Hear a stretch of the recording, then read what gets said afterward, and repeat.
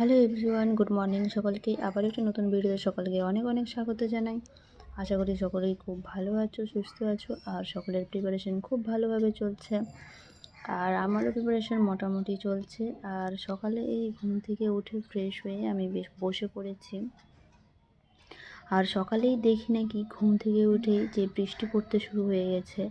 মানে এত বৃষ্টি শুরু হয়ে গেছে সকাল থেকে, আর কি বলবো। ভোরের দিকেও পড়েছিল, কিন্তু ভোরে আমি না বুঝতে পারিনি। মানে এতটা ঘুমিয়েছি যে ভোরের দিকে আমি সত্যিই বুঝতে পারিনি। একটা দিদি বলছে যে বলে ভোরের দিকেই বৃষ্টিটা পড়েছিল, তারপরে সকালে শুরু হয়েছে। আমি বলছি আমি না সত্যিই বুঝতে পারিনি। তারপরে আমি দেখছি মিনি কী করছে। মিনি তো বসেই আছে। আর এবার মিনি বসে আছে মানে এবার আমাকে পড়তে বসতে হবে, কারণ ও আমাকে শুধু দেখে যে আমি কী করি না করি। আর আমি এই বই নিয়ে বসে গেছি পড়তে। এবার হচ্ছে যে পড়বো। তো টাটা, এবার চলো তাহলে পড়া যাক। এখন রিভিশন দেওয়াটা বেশি ইম্পর্টেন্ট, কারণ আমাদেরকে বেশি বেশি করে রিভিশন দিতে হবে, কারণ রিভিশন না দিলে মাথার উপর দিয়ে সব চলে যাবে। কারণ আগের বারে আমি রিভিশন দিতাম বলে সব মনে থাকতো, কিন্তু এবার সেরকম রিভিশন দেওয়া হচ্ছে আমার না হচ্ছে বলে যে আর কিছুই এখন হয় না। খিদে পেয়েছে। আর হঠাৎ করে আমার খিদে পেয়েছে, তাই মনে পড়লো যে সবজিতে আজকে আবার লঙ্কা হবে না, আজকে মানে ঝাল হবে না তো।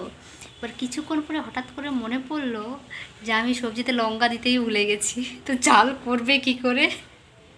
এখন মনে হচ্ছে এ বাবা, আমি তো একবারে লঙ্কাই দিইনি, একটা লঙ্কাও তুলিনি নিচে থেকে। তার মানে আমার একটা লঙ্কাও দেওয়া হয়নি। আমি হচ্ছে ভাগ্যিস লবণ দিতে ভুলে যাইনি। লবণটা অবশ্য রান্না করার আগে তুলে রাখি তো উপরের দিকে যা যা লাগে, এবার সেই জন্য ওগুলো ভুলিনি। আর আজকে আবার লঙ্কাটা তোলা হয়নি নিচে থেকে, মনে নেই একদম। আর কি বলবো, হাসি পাচ্ছে এখন, আমার নিজেরই হাসি পাচ্ছে। ভাবলাম তোমাদের সঙ্গে একটু তুলে ধরি, তোমরাও কি আমার মতো করো নাকি যে রান্না করতে করতে ভুলে যাও। আমি তো ভুলেই যাই, কখনো এমন হয় যে লবণ দিতে ভুলে যাই। ভুলে যাওয়াটাও একটা ভালো, সব কিছুই কি মনে থাকে মাথায়। এবার লঙ্কা নিয়ে খেতে হবে, কাঁচা লঙ্কা নিয়ে।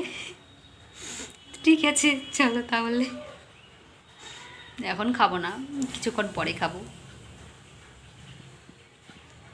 মাঝে মাঝে আমার একটু দাঁত কেলানোর ইচ্ছে করে, তাই আমি এই দাঁত কেলিয়ে নেব, কারণ দাঁত কেলিয়ে নিলে একটু বেশ ভালো লাগবে। সবসময় তো একই মুডে থাকি না, কোন সময় কী মুডে থাকি আমি নিজেও জানি না, সত্যিই জানি না। কিন্তু বেশ ভালো লাগে মাঝে মাঝে এরকম করতে। আর এই সব দাঁত খেলতে খেলতে, কারণ দাঁত খেলাচ্ছিলাম এই কারণেই যে তার আগেই আমার ফার্স্ট চ্যাপ্টারটা রিভিশন কমপ্লিট হয়ে গেছে। আর তার জন্য একটু দাঁত কেলে নিলাম। তারপরে আমি খাওয়া দাওয়া করে কখন ঘুমিয়ে পড়েছি সত্যি আমার না মনে নেই। তারপরে হচ্ছে যে আমাদের আজকে তো রবিবার, তাই আমাদের ক্লাস ছিল, গীতা ক্লাস ছিল। তো আমি গীতা ক্লাসে জয়েন হয়েছিলাম। আর জয়েন হয়ে আমি শুনছিলাম, আর শুনে এদিকে আবার আমি আবার রিভিশনও দিচ্ছিলাম, কারণ হেডফোনে শুনছিলাম। পাশে একজন ঘুমিয়েছিল বলে, কারণ তার ডিস্টার্ব না হয়। তো ওই হেডফোনে শুনছিলাম, আর পাশেই আমার বই ছিল। আর কি করব, এই করি আমি। আর বেশ ভালো লাগে ক্লাসগুলো করতে, খুব ভালো লাগে। তারপরে এই আবার পড়তে বসে যাব। ক্লাস সব শেষ হয়ে গেছে। এবার ক্লাস শেষ হওয়ার পরে আবার পড়া শুরু করে দিয়েছি, রিভিশন। আমার মতো কি তোমাদেরও এরকম হয় নাকি যে পড়তে পড়তে খুব টেনশন হয়ে যায়, আর টেনশনে মাথা কিছু কাজ করে না? আমার তো এখন খুব হচ্ছে, আমি জানি না কেন। মানে চেষ্টা করছি টেনশনটাকে দূর করার, কিন্তু না কিছুতেই মানে যাচ্ছে না। আমার মনে হচ্ছে যে আমার কাছেই সব কিছু ফিরে ফিরে আসছে, ঠিক এইরকম মনে হচ্ছে। কিন্তু কেন এরকম হচ্ছে আমি আদৌ ধরতে পারছি না। আসলে মিডিলে পড়াটা ছেড়ে দিয়েছিলাম হয়তো এই কারণেই। আর কি বলবো, যখন স্যার ম্যামরা বকা দেয় না, তখন সত্যিই খারাপ লাগে যে মিডিলে কেন পড়াটা ছেড়ে দিয়েছিলাম। আর ঠিক এটারই ভয় হতো আগে আমার, যে হঠাৎ করে কোন দিন বলে দেবে আর তারপরে ব্যাস বাকিটা মাথা খারাপ হয়ে যাবে। আমি এটাই ভেবেছিলাম, আর এটাই হলো। আর তারপরে আমি ভাবলাম যে একটু অনলাইন থেকে মক টেস্টগুলো দেওয়ার চেষ্টা করি। তো অনলাইন থেকে এই মকগুলো দিচ্ছিলাম। আর টোটাল 30টা ছিল। তো 30টার মধ্যে আমি 15টা পেরেছি, আর 15টা পারিনি। আমার ঠিক এইরকমই হচ্ছে যে অর্ধেক পারছি আর অর্ধেক পারছি না। জানি না কি হবে, নিজেও বলতে পারবো না।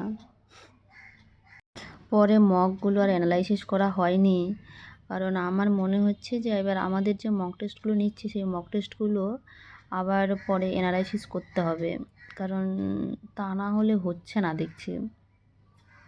কারণ যখন দিচ্ছি তখনই ঠিক আছে, আর তারপরে তো আর মানে সেটাকে তো আর খুলে দেখাও হচ্ছে না। তো মগগুলোকে এবার অ্যানালাইসিস করতে হবে, কারণ এটাও বেশি ইম্পর্টেন্ট। এবার দেখি কি হবে, কি করি বুঝতে পারছি না। তারপরে আমাদের রাতে হচ্ছে যে পরীক্ষা ছিল, ম্যাথ পরীক্ষা ছিল। তো এই যে আমাদের পরীক্ষা হয়ে গেছে, আর আমি হচ্ছে যে পেয়েছি হচ্ছে 5 পয়েন্ট, মানে 5.75 পেয়েছি, একটা ভুল হয়েছিল। তো 5.75 পেয়েছি। এবার পার্সেন্টেজ করলে হয়তো 50%-এর একটু ওপরে হবে হয়তো, কারণ 10-এর মধ্যে। তো হ্যাঁ, 50%-এর একটু ওপরেই হবে।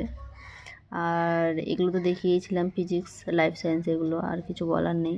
তারপর হচ্ছে পরের দিন আবার একটা আমাদের পরীক্ষা নিয়েছিল, সেটা হচ্ছে লাইফ সায়েন্স, না না সেই দিনই হয়েছিল।